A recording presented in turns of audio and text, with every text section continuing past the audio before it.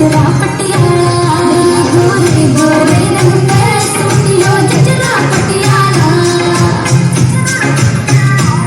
जो मैंने देखे सांस जब मैं उससे की अटक गजका घूंघट कान चाली मैं तो मटक मटक गजका घूंघट कान चाली मैं तो मटक मटक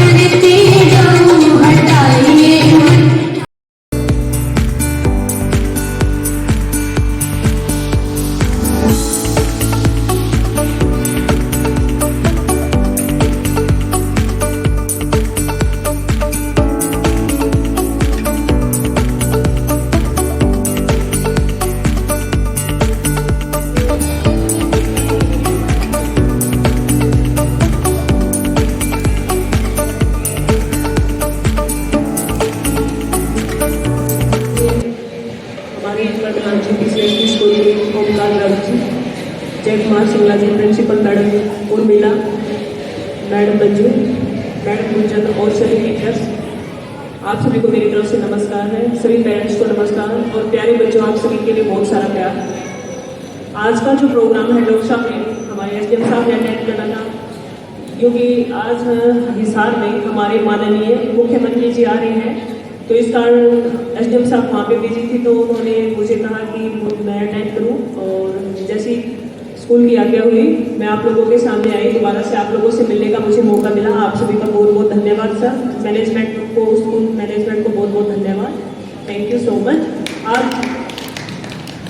बच्चों ने इतना अच्छी परफॉर्मेंस दी जो मैंने देखी, इतना अच्छा डांस किया। मोस्टली सभी लड़कियां ही, भाई लड़के नहीं है क्या इसमें?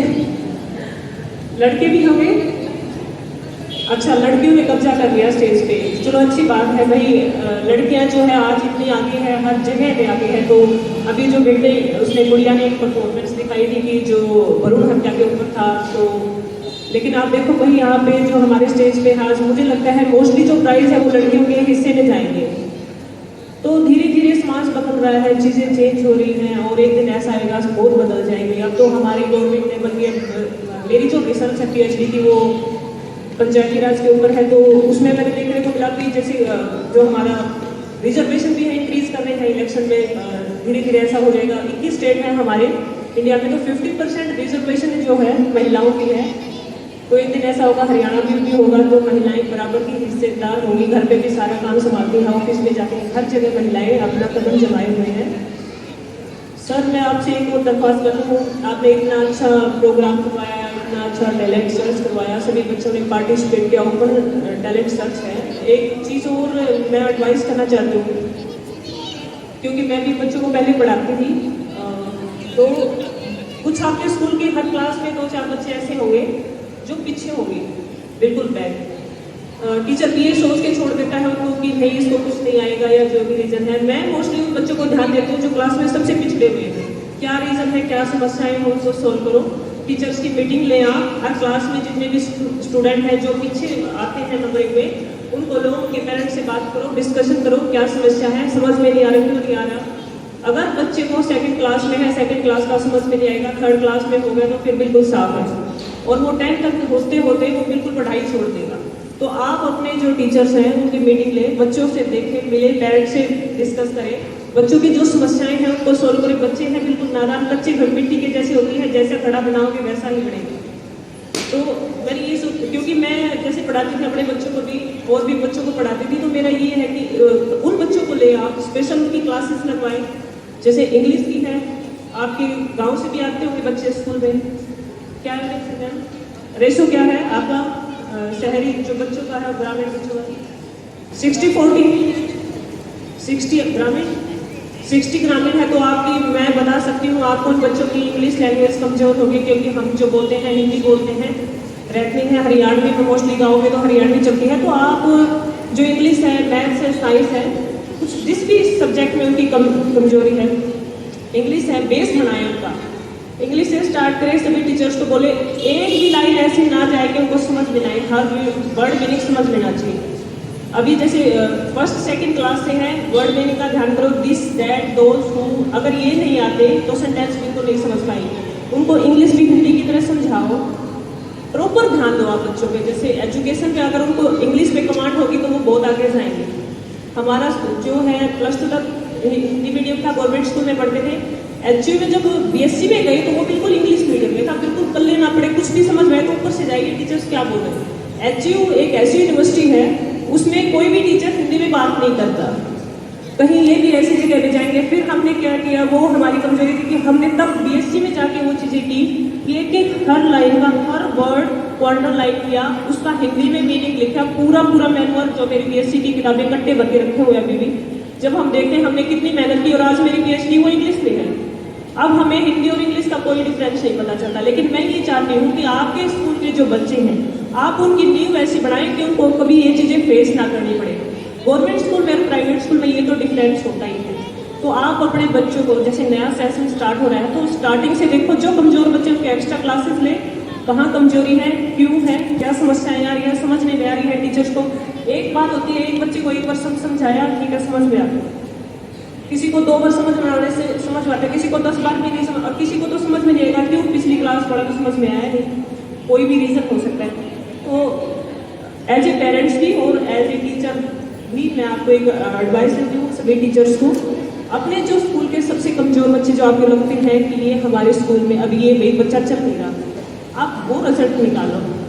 एक बार आप रिजल्ट दोगे फिर देखना आसमान को छुएंगे बच्चे भी, पेरेंट्स को रिजल्ट देखो तो आपका भी रिजल्ट आएगा। तो आप उन बच्चों से शुरुआत करो, क्योंकि मैं हमेशा नीचे से स्टार्ट करती हूँ, ऊपर से तो कोई भी स्टार्ट करता है। किसी भी स्कूल में डाल दो कोई फर्क नहीं पड़ता, ट्यूशन भेजते हैं, ट्यूशन पेरेंट्स हैं मोस्टली ज़्यादा एजुकेटेड नहीं है, नहीं करवा सकते। तो आप जो ग्रास रूट है देखो कहाँ कमजोरियाँ हैं, वहाँ से बच्चों को लो फिर उनको निकालो। बच्चे का कॉन्फिडेंस भी आएगा, पेरेंट्स का भी कॉन्फिडेंस आएगा, दूसरों को भी बनाएंगे हाँ भाई वो इतना अच्छा करवाते हैं।